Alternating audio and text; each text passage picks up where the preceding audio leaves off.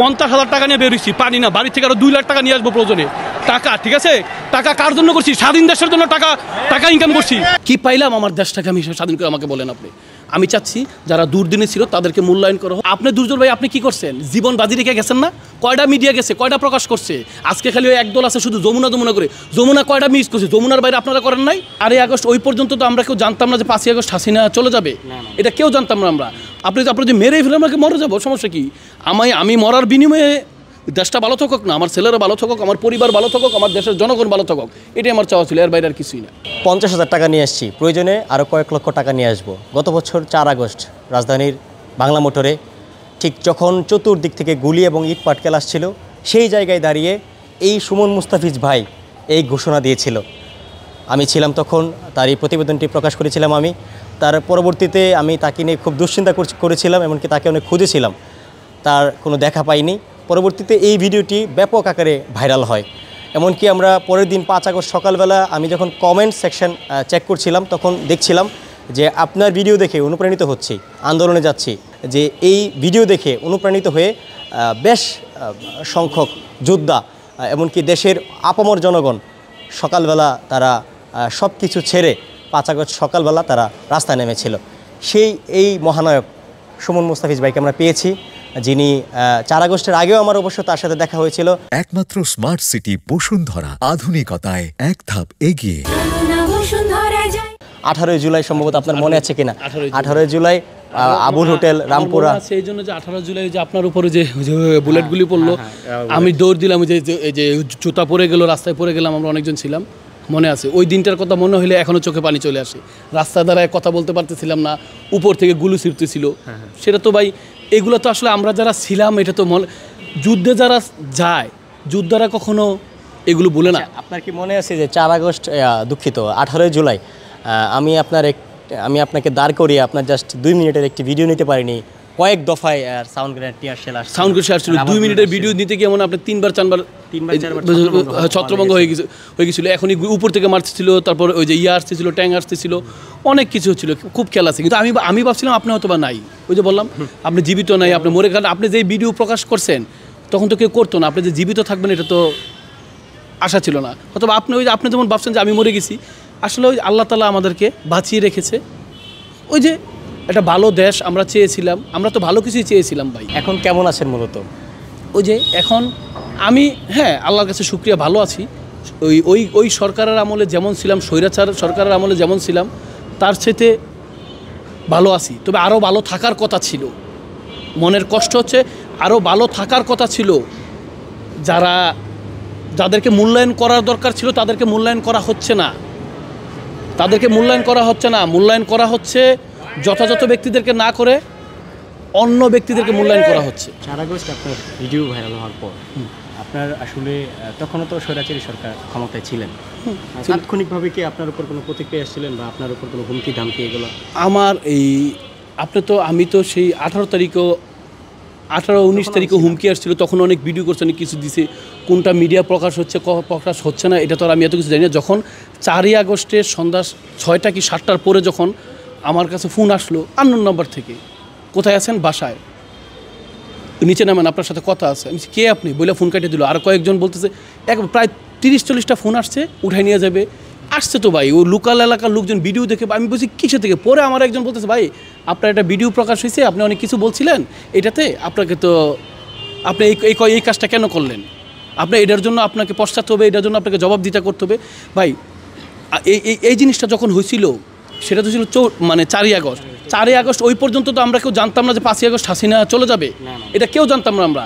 তো আমি কি হাসিনা চলে যাবে বলে আমরা কি 18 তারিখে, 16 তারিখে, 15 তারিখে, 19 তারিখে, 20 তারিখে, 21 তারিখে রাস্তা নামছিলাম? আপনি কি রাস্তায় গেছিলেন হাসিনা চলে যাবে বলে? আপনার রাস্তা নামছিলেন জীবনে যাই হোক, যত কিছুই হোক, সত্যটা বলবেন, সত্য প্রকাশ করবেন। বা আমাকে যখন বলেছে মেরে ফেলেছি, ভাই আপনি যদি মেরে ফেলে আমাকে মরে যাবো, সমস্যা কি? আমি মরার বিনিময়ে দেশটা ভালো থাকুক না, আমার ছেলেরা ভালো থাকুক, আমার পরিবার ভালো থাকুক, আমার দেশের জনগণ ভালো থাকুক, এটাই আমার চাওয়া ছিল, এর বাইরে আর কিছুই না। বুঝলেন নাই? হুমকি তো অবভিয়াসলি হুমকি আসছে না, ফোন আননোন নাম্বার থেকে হুমকি আসছে। ওদিক দিয়ে আবার অনেকে বাহির থেকে ফোন দিয়েছে, কি অবস্থা ভাই, আপনার জন্য আপনার পাশে আছি। আমি তখন তো মিডিয়া নেট অফ ছিল, ম্যাক্সিমাম টাইম অফ ছিল, তো বাইরে থেকে ফোন আসতো আমার এখানে। নাম্বার কীভাবে কোত্থেকে পাইলো আমি নিজেও জানি না। আমি নিজেও জানি না আমার নাম্বার কোত্থেকে পাইলো, পাইয়া ফেসবুকে মেসেঞ্জারে আমার মেসেঞ্জার আইডি পাইলো, ফোন দিল যে ভাই কী অবস্থা, আপনার জন্য আসি রাস্তায় কি। আমি বলছি ভাই টাকা তো তখন পকেটে একটা বান্ডেল ছিল, আমি তো টাকা অনেক খরচ করেছি। আমি বলছি যে ওই দিনও আমি 2.5 লাখ টাকা ব্যাংকের থেকে উড়াইছি, আমি তো সেই 17-18 তারিখ থেকেই তো আমি ইয়ে করে যাচ্ছি, খরচ করে যাচ্ছি।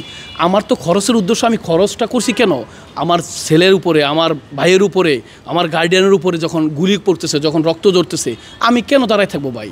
আমি ওই জন্য কথাটা বলেছিলাম, টাকা কার জন্য ইনকাম করবো, যদি আমার দেশের জনগণ, আমার ছেলে মেয়ে ভালোই না থাকে, সুস্থই না থাকে, আমি তাহলে কেন টাকা ইনকাম করবো বলেন আপনি আমাকে। টাকা দিয়ে কী করবো আমি আমার দেশে সুস্থভাবে না চলতে পারলে কী করতে পারছি, আমরা রাস্তায় স্বাধীনভাবে কথা বলতে পারছি।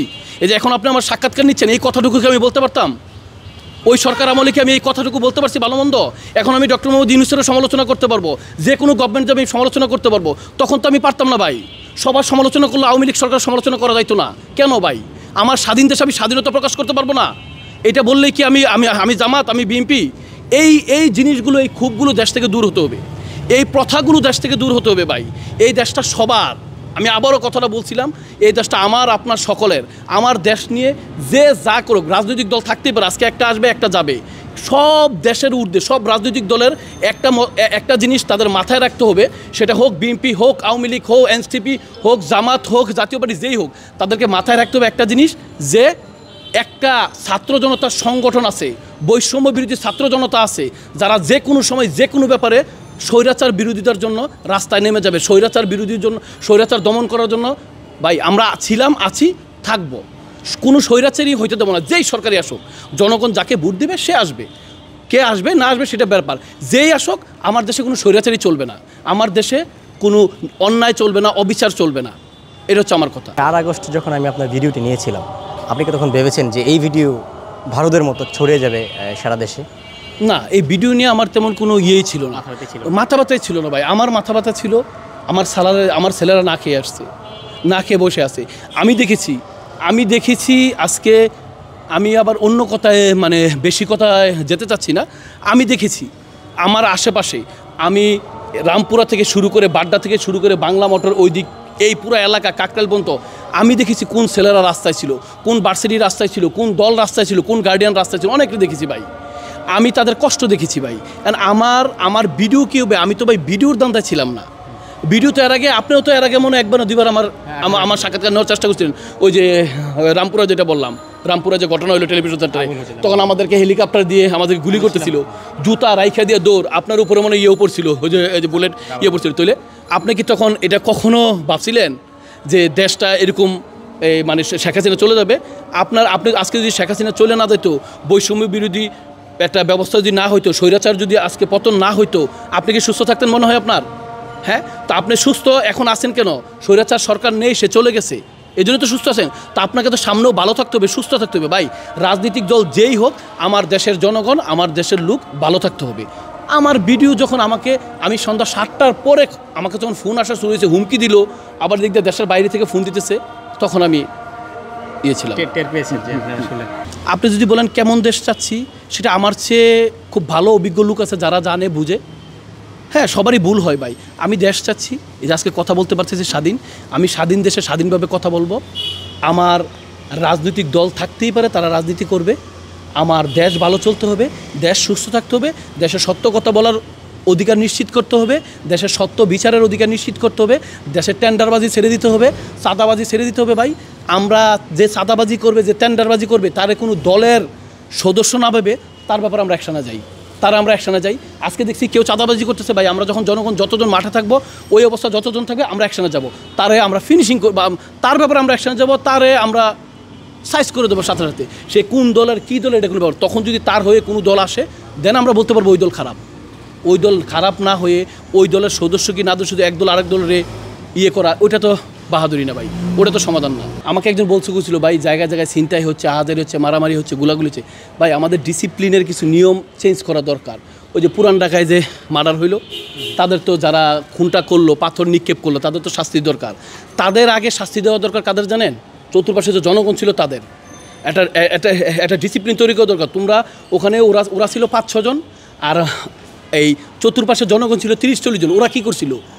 ওরা দাঁড়ায় দেখছিল, ওরা দাঁড়ায় তাকাচ্ছিল কেন? 30 জন মিলে যদি 6 জনকে ধরতো, ওই মার্ডারটা কি হয়তো না। তার মানে কি ওই জনগণকে ডাকতে হবে কারা কারা সাথে ছিল, ডাইকা ওদেরকে শাস্তি দেওয়া উচিত আগে। ওদের উপর কিছু প্রেশার করা উচিত। গভর্নমেন্টের আমি মনে করি একটা নিয়মই তৈরি করা উচিত।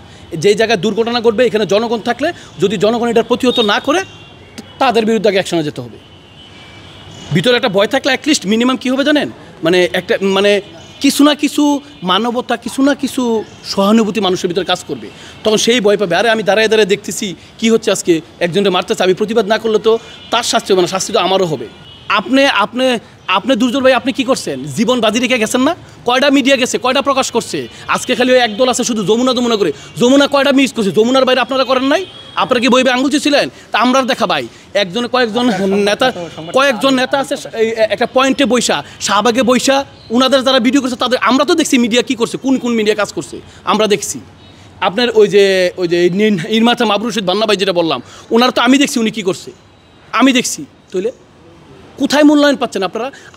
আপনাকে মূল্যায়ন করতে পারতেছি না। কি হচ্ছে আমার দেশ স্বাধীন করে? আমি কি পাইলাম আমার দেশটাকে আমি স্বাধীন করে? আমাকে বলেন আপনি। আমি চাচ্ছি যারা দুর্দিনে ছিল তাদেরকে মূল্যায়ন করা হোক, তারা ভালো থাকুক, আমার দেশ ভালো থাকুক। ভাই আমার দেশ কে আসলো ক্ষমতায়, জনগণ যাকে ভোট দেবে সেই আসবে, সেটা জনগণের ব্যাপার ভাই। কে দল গেল, আমি একটা দল পছন্দ করতেই পারি, এটা হচ্ছে আমার ব্যাপার। আমি দল পছন্দ করতে পারি, কোন দল করি এটা হলো পার্সোনাল ব্যাপার ভাই। আমি কোনো দলের কোনো পদ পদবিতে কোনো কিছুতে নেই, আমি আমার মতো করে আছি, আমি একটা দলের পছন্দ করি, ওইটা হচ্ছে পরের ব্যাপার ভাই। আমি যখন যুদ্ধে গেছি দলের হয়ে গেছি না, আমি দেশের জনগণ, আমার দেশের ভাইয়েরা বোনেরা আহত হচ্ছে, নিহত হচ্ছে, রক্তাক্ত হচ্ছে, আমার বোনদেরকে পিটানো হয়েছিল, ওই কষ্টে আমরা ঘরে থাকতে পারি নাই ভাই। যারা ঘরে ছিল তারা এখন চেহারে বসে আছে। আমরা তখনও ঘরে থেকে রাস্তায় নামছিলাম, এখন আমরা রাস্তায় ঘুরতেছি। আপনি কতটুকু মূল্যায়িত হয়েছেন? কি মূল্যায়িত হবে? এই যে দল কিংবা কোনো ব্যক্তির ধারা কি মূল্যায়িত হয়েছে? না, এই যে মূল্যায়ন, এই যে সর্বোচ্চ মূল্যায়নটা আপনিই করছেন। এই যে আপনি আমার 1 বছর পরে আপনার সাথে হঠাৎ করে দেখা, আপনি যে জীবিত আছেন আমি তো ওইটাও জানতাম না। আমি তো আপনি যেইভাবে ভিডিও করছেন, যেভাবে আকৃষ্ট, আমি তো বলছি আপনি সুস্থ থাকবেন না।